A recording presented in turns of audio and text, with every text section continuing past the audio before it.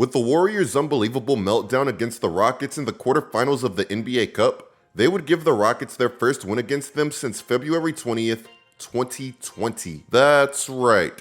The Rockets seriously hadn't won a game against the Warriors since February 20th, 2020, and they were just no loose ball foul call away from potentially continuing that nasty streak. But truth be told, the game should have never been close enough for a call like that to matter in the first place. For the Warriors, it was an ugly loss, and actually one that seriously hurt Draymond Green.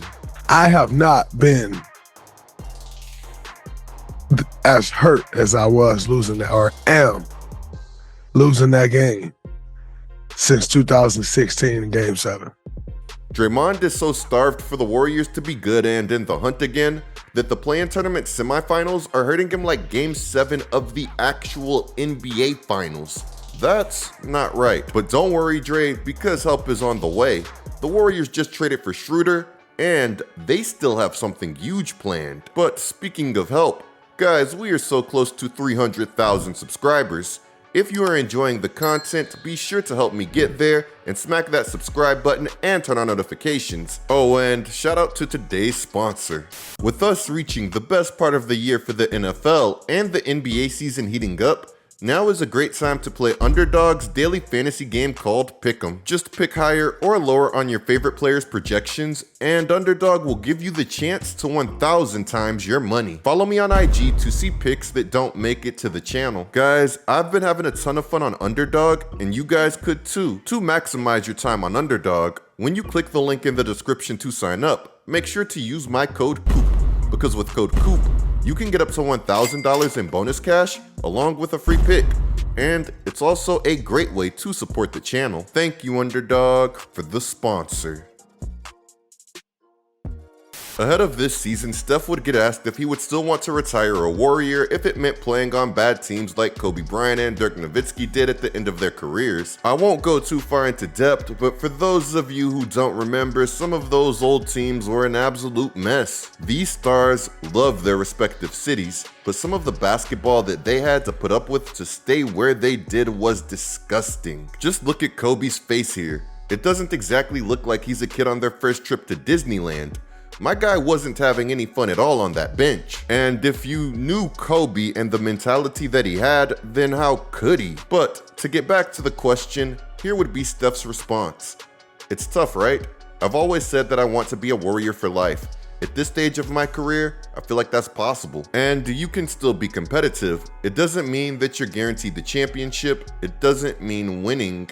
Winning is always a priority, but obviously you're realistic. It doesn't mean that it's going to happen if you stay the course. You need to shake things up and keep reimagining what it looks like to evolve with what the league is at right now, with where some of these talented teams are now. With this response, Steph made it clear that his goal is, in fact, to remain in Golden State. But he also made it clear that he's not exactly looking to end his career like Kobe Bryant or Dirk Nowitzki did. More or less, just like Draymond, old man Steph still has an appetite to win. But with the Warriors' struggles this season, it's evident that in order to do so and to be taken seriously, that this team is going to need somebody other than their 36-year-old superstar to average over 20 points. Steph is currently the only player on the Warriors roster averaging over 20 points. That's a problem. The Warriors have been so desperate for creation and production that they've been doing everything that they can to fit the team around Jonathan Kuminga in an attempt to maximize the tweener. This is something that I'm all for, because you either find out what you have or you build that trade value. But yeah, Steph has desperately needed another engine. Now, what you love to hear is that the Warriors know this, and that's why the team just added Schroder to take some of that pressure off of Steph Curry. For those of you who somehow missed this big news, the Warriors essentially just traded DeAnthony Melton and some weak draft capital for Dennis Schroder. Schroder might have fumbled the bag, turning down $84 million from the Lakers, but he wouldn't fumble his opportunity in Brooklyn. 18.4 points and 6.6 assists.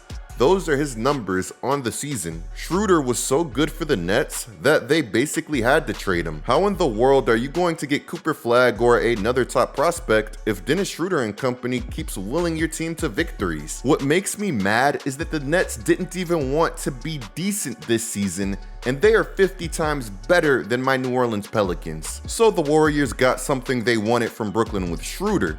But mind you that they were also reportedly interested in DFS, who is super solid, and they are still interested in Cam Johnson. I can't even lie, I got excited when I said Cam Johnson, and that's because Cam Johnson is a beast. This is somebody who has the capability to launch this offense into another stratosphere with their shooting. Apparently, the reason that the Warriors didn't get Cam Johnson is because they were unwilling to send off Kuminga to make it happen. At first I thought, here we go again. But then I remembered that the Warriors are probably looking for a much bigger move if they are going to trade Kuminga. The Warriors have been wanting a star, and even with their most recent trade for Schroder, nothing has changed. This is something that Shams himself would confirm. Remember that earlier this year that Draymond would confirm that the Dubs were in the running for both Lauri Markkanen and Paul George. So all of this noise should be taken very seriously. If I was Golden State and Ingram was healthy, I would check on that Brandon Ingram situation in New Orleans.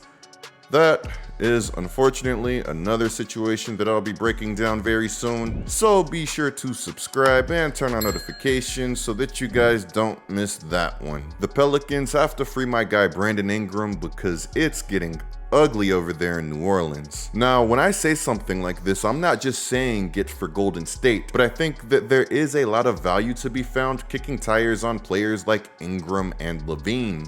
Players with minimal market right now who could make a huge impact in a winning environment. By now, I'm sure that we've all seen that Jimmy Butler is rumored to have interest in Golden State.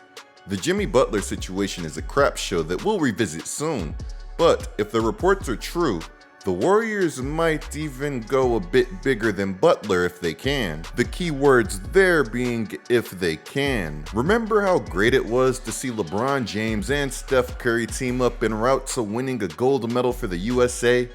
Imagine seeing them team up again, but this time, it's in Golden State. If the reports are true, then this dream is still something that the Warriors are trying to make a reality. Don't forget that the Warriors had reportedly tried to acquire LeBron James ahead of last season's trade deadline, before Rich Paul ultimately told the Warriors that LeBron didn't even want to be moved. As Windhorse notes, LeBron does have a no trade clause, so any trade involving him is going to have to get his stamp of approval. And even amid the Lakers' struggles, he's shown no indication of wanting to leave. But maybe all of that changes if Pelinka is unable to fix their roster. Pelinka's struggles, along with the Warriors actively monitoring the LeBron James situation, gives us the smallest bit of hope that we could see Steph and Bron do the unthinkable and team up to close their careers. Now, if Bron were to actually get traded, the word on the street is that Bronny would have to get traded with him, which this isn't even necessarily surprising given the way that everything has transpired with him so far. Shout out to Bronny though, man. He's actually started turning up in the G League, so he could potentially be a fun addition to a Bron trade, if nothing else. And don't worry, we're going to be breaking down Bronny's newfound confidence on this channel soon too. So again, be sure to subscribe and turn on notifications so that you guys don't miss that either. For my Warriors fans out there, would you want to pay the price to get a 40-year-old LeBron and Bronny? Or would you prefer to go after another cheaper star that is currently on the market? Anyways guys, there's some more going on in the basketball world that I need to be covering, so clicking the video on the screen right now and using code COOP for Underdog are both great ways to support this channel. I'm GetLikeCoop, bringing you guys the scoop until our next upload.